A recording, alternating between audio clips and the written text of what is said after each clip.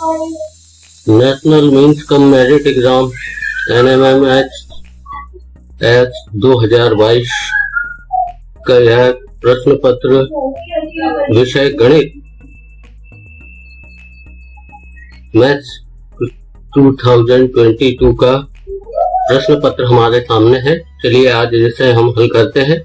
तो इस प्रश्न पत्र को हल करने के पहले आपको यहाँ बता दें कि इस तरह से आपको प्रश्न पत्र मिलेगा, जिस पर आपको उत्तर पत्रक का ये OMR शीट जो रहेगी उसका यहाँ पर आपको रोल नंबर लिखना है, क्रमांक लिखना है, फिर परीक्षा केंद्र की सील और इस जगह पर आपको परीक्षार्थी का अनुक्रमांक यहाँ पर आप लिख सकते हैं, जो एक एक डिजिट में आप लिखेंगे। और भाग 1 जो कि मैट के नाम से है, मानसिक योग्यता परीक्षण, इसके लिए आपको 90 मिनट का समय और 90 पूर्णांक रहेंगे। पार्ट 1 पार्ट 2 में आपको शैक्षणिक योग्यता, जिसे हम सेट या स्कॉलस्टिक एबिलिटी टेस्ट बोलते हैं, यह 90 मिनट का होगा और इसमें भी 90 प्रश्न रहेंगे और 90 मार्क रहेंगे। तो चलिए शुरू करते हैं। चैनल शुरू करने से पहले आप अगर फर्स्ट टाइम विजिटर हैं चैनल पर, तो चैनल को सब्सक्राइब अवश्य कर लें, ताकि आपको पुराने अपलोडेड पेपर्स की वीडियो आप देख सकें और नए अपलोड होने वाले वीडियो की नोटिफिकेशन आप तक पहुंचे। तो चलिए इस वीडियो में हम गणित विषय 2022 के प्रश्न पत्र को हल कर रहे हैं। इनमें से हमने अधिकांश प्रश्नों के हल आप तक पहुंचाने का प्रयास किया है। कुछ प्रश्नों के हल यहाँ पर हम किन्हीं कारणों से नहीं दे पाए हैं और आपसे रिक्वेस्ट है कि वीडियो देखने के साथ आप अपने साथ पेन कॉपी अवश्य लेकर के बैठें और वीडियो को पॉज करके आप चाहे तो इनके हल को लिख सकते हैं और समझ सकते हैं। पूरे ध्यान से आप वीडियो को अंत तक देखें और पूरी तरह से आप वीडियो को दिए गए हल को समझने का प्रयास करें। तो चलिए शुरू करते हैं। प्रश्न क्रमांक 1 यहाँ पर हमारे पास है, गणित का 71 नंबर का है यह प्रश्न, जो आपको प्रश्न पत्र में दिया जाएगा। 71 से लेकर 90 तक के कुल 20 प्रश्न होंगे। तो प्रश्न क्रमांक 71, दिए गए चित्र का क्षेत्रफल होगा। Area of the given figure is 103.5 square centimetre, 136.5 square centimetre, 224 square centimetre, 147 square centimetre. तो इसका सही ऑप्शन होगा 224 स्क्वायर सेंटीमीटर। अब यहाँ पर 72 में हमें दिया गया है -4/3 -1/3। इसकी वैल्यू हमें फाइंड करना है। Find the value of -4/3 -1/3 is. तो इसे हल करने का प्रयास करेंगे तो देखें हम कि अगर हम -4/3 और इस माइनस का माइनस के साथ मल्टीप्लाई करते हैं तो ये हो जाएगा +1/3 इक्वल टू, इसको घटाएंगे अगर हम LCM लेकर के तो -3/3 आएगा और 3/3 को अगर हम डिवाइड करते हैं तो हमारे पास आंसर आएगा -1, जो कि ऑप्शन ए में दिया गया है। तो अतः सही ऑप्शन ए इसका होगा आंसर। क्वेश्चन नंबर 73 में वृत्त के संदर्भ में पाई का मान होता है। पाई का मान 22/7 होता है, परंतु यदि हम ये सूत्रों को ध्यान से देखेंगे तो क्षेत्रफल बटे परिधि, ये कोई सूत्र अभी फिलहाल है नहीं। क्षेत्रफल बटे व्यास यह सूत्र हो सकता है, परिधि बटे व्यास हो सकता है, मगर क्षेत्रफल का वर्ग होना चाहिए था, जो कि यहाँ पर है नहीं। तो ऑप्शन सी इसका परिधि बटे व्यास सबसे सही उत्तर है। अतः यहाँ पर ऑप्शन सी को हमने चुना है।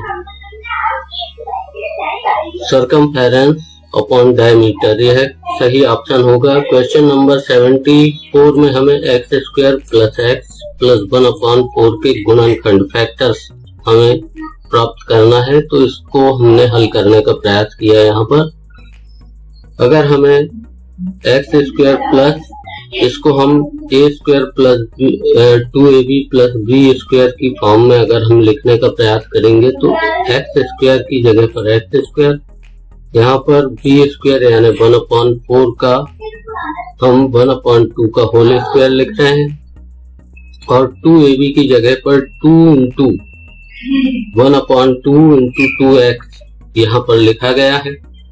तो इसके अगर हम फैक्टर को कॉमन शॉर्ट फॉर्म में लिखें a प्लस बी के होल स्क्वायर के रूप में तो x प्लस 1/2 का होल स्क्वायर आएगा।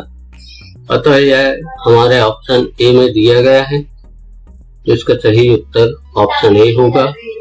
प्रश्न क्रमांक 75 में 10 परिणामों के माध्य की गणना करने पर 40 प्राप्त हुआ है, परंतु पुनरीक्षण के दौरान पता चला कि 45 की जगह गलती से 15 लिख दिया है, तो सही माध्य होगा।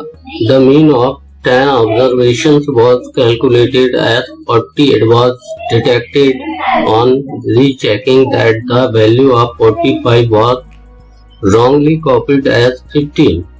The correct mean is, तो इसे हम हल करके देखते हैं। 10 परिणामों का माध्य 40 है, इसलिए इनका कुल योग अगर हम निकालें तो 10 गुना 40 यानी 400। इसी प्रकार से 45 की जगह 15 लिखने पर अंतर आता है 30 का, अतः आंकड़ों का कुल योग होना चाहिए था 400 धन 30 यानी 430 होना चाहिए था। तो यहाँ पर चूंकि कुल हमारे पास 10 आंकड़े हैं और इनका योगफल जो आ रहा है 430 आ रहा है, तो आंकड़ों का योग बटे आंकड़ों की संख्या बराबर माध्य होता है। तो यहाँ पर 430 में अगर हम 10 से विभाजित करते हैं तो 43 आता है, जो हमारे ऑप्शन बी में दिया गया है, अतः सही ऑप्शन हमारा बी होगा। क्वेश्चन नंबर 76 में समचतुर्भुज की प्रत्येक भुजा की लंबाई दुगनी कर दी जाए तो उसका क्षेत्रफल कितने गुना बढ़ जाएगा। तो यहाँ पर इसका सही ऑप्शन होगा ऑप्शन सी 3 गुना। क्वेश्चन नंबर 77 में 5a प्लस b3 बराबर 65 है, तो यहाँ a और b की वैल्यू फाइंड करना है। तो यहाँ पर जो a दिया है उसकी जगह पर हमें ऐसा मान रखना है और b जो दिया गया है उसकी जगह पर ऐसा मान रखना है कि आंसर 65 आना चाहिए। तो अगर हम ध्यान से देखें तो यहाँ पर हमारे पास जो ऑप्शंस दिए गए हैं, अगर हम a की जगह पर 2 रखते हैं और b की जगह पर 1 रखते हैं तो ये डिजिट हो जाएगा 52 प्लस 13, 52 प्लस 13 इक्वल टू होगा 65, अर्थात ऑप्शन सी जो है a इक्वल टू 2 रखें और b इक्वल टू 1 रखें, तो यहाँ पर हमारा आंसर सही आ जाता है। क्वेश्चन नंबर 78 में 175616 का घनमूल निकालना है, यानी क्यूबिक रूट हमें प्राप्त करना है। क्यूबिक रूट को हम इस तरह से लिखते हैं, आप ध्यान रखें। तो अगर इसके हम अभाज्य गुणनखंड निकालेंगे तो ये हमें प्राप्त होंगे 2 इंटू 2 इंटू 2 9 टाइम्स और 7 into 7 into 7 3 times.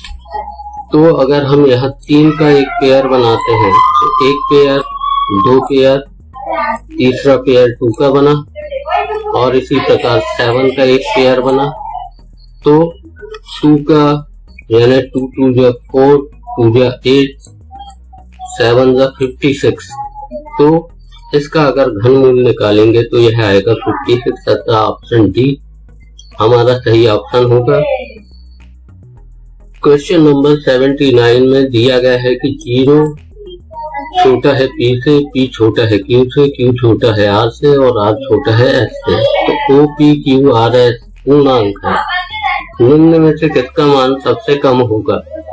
Given that, तो यहाँ पर अगर हम इसको हल करने का प्रयास करेंगे तो हमारा ऑप्शन ए सबसे सटीक ऑप्शन होगा, p plus Q upon r plus S. Question number 80 में 5 से 1/4 मीटर लंबाई की रिबन को 3/4 मीटर के बराबर टुकड़ों में काटा गया, तो उस रिबन के कितने टुकड़े होंगे। इस ribbon of length 5 and 1/4 metre is cut into small pieces each of length 3/4 metre, how many pieces will there B.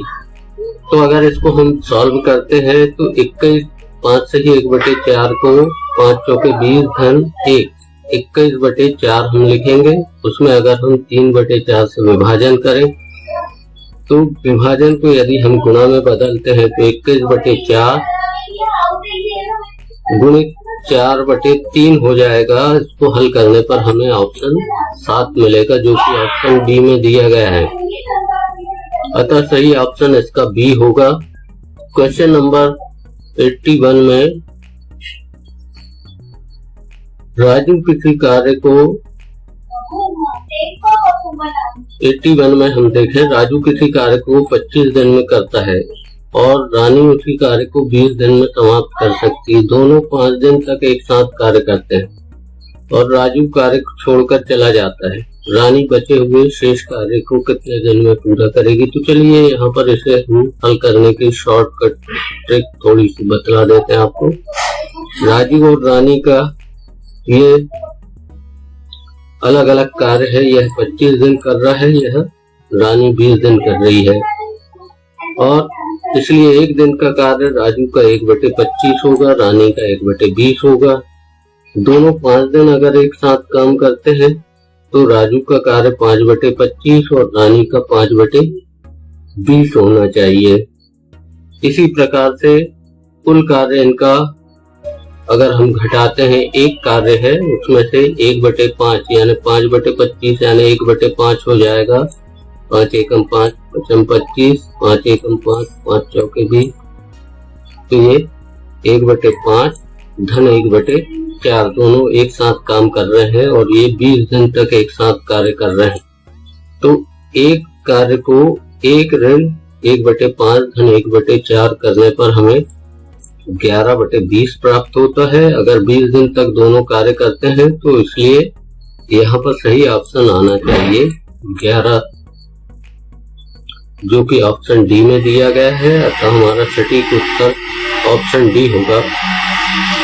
Question number 82 में यहाँ पर x3 घात plus 3x² plus 3xy² plus y³ में क्या जोड़ा जाए कि x³ प्लस y³ प्राप्त हो जाए। तो हम यहाँ देख सकते हैं कि x³ और प्लस y³ लाने के लिए हमें बीच के पदों को हटाना होगा। बीच के पदों को हटाने के लिए अगर हम -3xy² और 3xy² को घटा देते हैं तो यह बीच के पद हमारे हट जाएंगे। तो ऐसा ऑप्शन हमारे पास आएगा सिर्फ ऑप्शन ए में। तो अतः इसका सही ऑप्शन हमारा ए होगा। क्वेश्चन नंबर 83 में 0.25 × 4 मीटर -3 = 0.05 × 10 m-9 में m का मान क्या होगा। तो यह इसको आप सॉल्व करके देखें। 0.25 का 4 में मल्टीप्लाई करेंगे तो 1.00 आएगा और 3 में करेंगे तो 0.75 आएगा। इसी प्रकार से 0.05 का 10 में मल्टीप्लाई करेंगे तो 0.5 m आएगा और 9 में मल्टीप्लाई करेंगे तो 0.945 आएगा। अगर इनको हम पक्षांतर करके घटा करके m एक पक्ष में लिखें और न्यूमरल्स यानी संख्यात्मक मान को दूसरे पक्ष में ले जाकर लिखें तो m की वैल्यू हमको जो प्राप्त होगी वो 0.6 होगी। अतः सही ऑप्शन इसका डी होगा। क्वेश्चन नंबर 84 में यहाँ पर हमें चित्र दिया गया है। यहाँ पर यह कोण 29 डिग्री का दिखाया गया है। तो ये कोण को अगर हम यहाँ समकोण है तो समकोण का पूरक कोण अगर हम ज्ञात करते हैं कॉम्प्लीमेंट्री एंगल तो यह 61 डिग्री का होना चाहिए। और हमें चूंकि बहिष्कोण AOD ये बाहर बना हुआ कोण, इस कोण की वैल्यू ज्ञात करना है तो पूरा 360 डिग्री होगा। उसमें से अगर हम ये 1 2 3 इनको 1 2 3 इनको घटाएंगे तो हमारे पास आएगा ऑप्शन 139 डिग्री। यहाँ पर हमने पूरा हल नहीं किया है, तो आप कृपया इसे ध्यान रखें। 84 का आंसर 139 डिग्री आएगा। क्वेश्चन नंबर 85 में एक दुकानदार को 4,320 रुपए में मोबाइल बेचने पर 10% की हानि हुई। उस मोबाइल को दुकानदार ने कितने रुपए में खरीदा होगा? तो अगर इसको हम हल करें तो यदि क्रय मूल्य 100 रुपए माने और हानि 10% यानी 10 रुपए की हानि, तब विक्रय मूल्य 100 ऋण 10 यानी 90 रुपए होगा। तो अगर विक्रय मूल्य गुणित 100 बटे 90 से इसको हल करें या सूत्र की सहायता से, क्रय मूल्य ज्ञात करने के सूत्र की सहायता से इसे हल करेंगे तो कॉस्ट प्राइस आएगी 4,800 रुपए, जो हमारे ऑप्शन ए में दी गई है। तो इसका सही ऑप्शन हमारा ए होगा। क्वेश्चन नंबर 86 में यहाँ पर हमें घात के रूप में प्रश्न दिया गया है। 4 पावर 2018 माइनस 4 पावर 2017 माइनस 4 power 2016 plus 4 power 2015 equal to k into 4 की पावर 2015। तो इसको अगर हम सॉल्व करते हैं तो यहाँ पर हमने इस तरह से इसको सॉल्व किया है, आप देख लें। 4 यह प्रश्न दिया गया है, तो इसको अगर हम लिखें यहाँ पर, तो सबसे छोटी पावर जो है 2015 है और यहाँ 16 है, यहाँ 17 है और यहाँ 2018 है। तो इनमें से सभी में से 2015 को हमने कॉमन लिया है, 4 की पावर 2015 को कॉमन लिया, उभय निष्ठ लिया है। तो यहाँ पर 2015 में से 18 में से 15 घात को घटाएंगे 2015 को, तो यहाँ 4 की 3 घात बचेगी, यहाँ 4 की 2 घात बचेगी और यहाँ 4 की 1 घात और यहाँ 4 की 0 घात। तो इस तरह से अगर हम हल करते हैं तो 4 की 3 घात का मतलब होता है 64, 4 के स्क्वायर का मतलब होता है 16 और 4 1 का मतलब होता है 4 की 1 पावर का मतलब 4 और 4 की अगर 0 पावर है तो इसका मतलब होता है 1। तो इन सभी को जोड़ने घटाने पर हमें 45 प्राप्त होता है।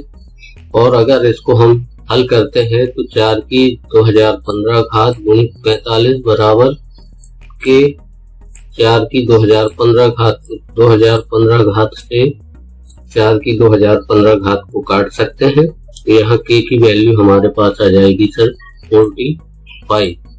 तो इसका सही ऑप्शन हमारे पास और आंसर डी में दिया गया है, ऑप्शन डी में दिया गया है। तो सही आंसर ऑप्शन डी यानी 45 होगा। क्वेश्चन नंबर 87 में 6 शीर्ष और 5 फलक वाले फ्रूटी के डिब्बे में कितनी कोरियां होंगी? तो यहाँ पर हमने एक आपको समझाने के लिए एक क्यूबॉइड का उपयोग किया है और यह टेट्रा पैक जैसा हम देखते हैं कि जो टेट्रा पैक आते हैं फ्रूटी के, यानी जो तिकोने से होते हैं, तो उनमें ही ऐसी 6 शीर्ष और 5 फलक होते हैं। तो इसको हम इस सूत्र की सहायता से हल कर सकते हैं। F plus V equal to E plus 2, जो यूलर्स का सूत्र है। तो यहाँ पर F यानी फेसेस यानी फलक, V यानी वर्टेक्स यानी शीर्ष और E यानी एज यानी किनारे, बिंदु। तो यहाँ पर F का मान हमको 6 शीर्ष दिया गया है, यानी वर्टेक्स दिए गए हैं 6, तो यहाँ पर वर्टेक्स 6 रखा है और फलक जो है फेसेस 5 हैं और वर्टेक्स 6 हैं। इक्वल टू हमें एज फाइंड करना है। इस फॉर्मूले में वैल्यू रखने पर हमें वैल्यू ए की प्राप्त होती है 11 माइनस 2 यानी 9, जो कि हमारे ऑप्शन डी में दिया गया है। तो इसका सही ऑप्शन डी होगा। क्वेश्चन नंबर 88 में 100% का 50% का 25% किसके बराबर होगा? अपॉन 25 इंटू 50 का किसके बराबर होगा? तो यहाँ पर इसको अगर हम हल करने का प्रयास करें तो 100 परसेंट का 50% 50% होगा 50 होगा और 50% का 25% 12.5 होगा या 12.5 होगा 12.5% होगा। तो इसको हम इस तरह से लिखते चले 125 बटे इनको सभी को हल करने पर और 25 गुना 50 की वैल्यू होगी 1250 होगी। यहाँ पर 12,500 होगी 1250 होगी। थोड़ा ध्यान रखें यहाँ एक जीरो एक्स्ट्रा है तो इसे आप 1250 समझें। और इसको अगर हम 125 बटे 12,500% के रूप में लिखें तो 1/100% बराबर ये हो जाएगा 0.01%, जो कि ऑप्शन सी में हमको दिया गया है। अतः इसका सही आंसर ऑप्शन सी होगा। क्वेश्चन नंबर 89 में निम्न में से किसका मान 1 नहीं? अगर इसको हम हल करेंगे तो इसकी वैल्यू 1 आएगी, यानी 2 की 3 क्यूब यानी 8 × 9 72 और 18 4 72, तो 72/72 ये हो जाएगा 1। 3 की पावर 0 का मतलब 1 और 5 की 3 पावर का मतलब है 125 और 5 × 25 का मतलब भी 125/125 यानी 1 हो जाएगा। परंतु हम कैसे सी ऑप्शन को जब हल करेंगे तो यहाँ पर 2 की 4 पावर यानी 2 2 4 2 8 2 16 अपॉन 10 की पावर 0 का मतलब है 1, 3 की पावर 0 का मतलब है 1, 1 + 1 2 की पावर यहाँ पर 3 दी गई है, 2 की 3 पावर की वैल्यू होती है 8 और ऊपर आया है 16/8 यानी 2 इसकी वैल्यू आ रही है। तो अतः सही ऑप्शन इसका सी होगा। क्वेश्चन नंबर 90 में अली सोनू से 15 वर्ष बड़ा है। 5 वर्ष पूर्व अली की उम्र सोनू की उम्र से 3 गुना थी तो अली की वर्तमान उम्र होगी। तो यहाँ पर हमने आधे प्रश्न का आपको हल दिया है कि सोनू की एज को आपने x माना तो अली की उम्र उससे 15 वर्ष अधिक यानी x धन 15 वर्ष होगी, x धन 15 वर्ष। परंतु 5 वर्ष पूर्व दोनों की आयु में अंतर आएगा। सोनू की उम्र हो जाएगी x धन 5 और अली की उम्र हो जाएगी x धन 15 ऋण 5 यानी x धन 10 वर्ष। परंतु प्रश्न में अकॉर्डिंग टू द क्वेश्चन हमें कहा गया है, प्रश्न के अनुसार कहा गया है कि अली की उम्र जो है सोनू की उम्र से 3 गुना है।